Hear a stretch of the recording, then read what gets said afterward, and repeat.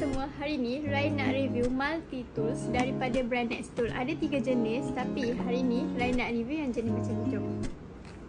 Ini adalah Nextool Flagship Pro. Dalam dia ada 16 jenis multi tools. So jom kita buka dulu. Warna dia warna hitam tau. Dia bagi siap sekali dengan manual book. And then dia bagi dengan sarung lah.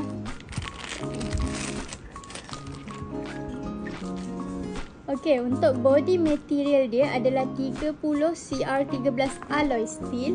And then berat dia cumalah 250 gram. Mudah untuk dibawa sebab sizing dia yang compact. And then korang boleh attach lah dekat tali pinggang dia punya bag ni. Okey, ni contoh yang saya dah buka. Kalau korang boleh tengok, dia ada gunting, ada pelayar, ada pisau, ada gergaji kecil dan juga ni lah. Dia juga ada untuk glass breaker.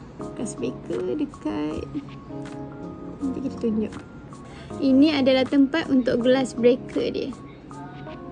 Sizing dia adalah, kalau panjang ni adalah 11 cm dan lebar dia 4 cm. So, kalau korang berminat dengan multi tools ni, boleh dapatkan sekarang di Auda Concept sementara stok masih ada. So, jangan lupa like, follow and share. Bye!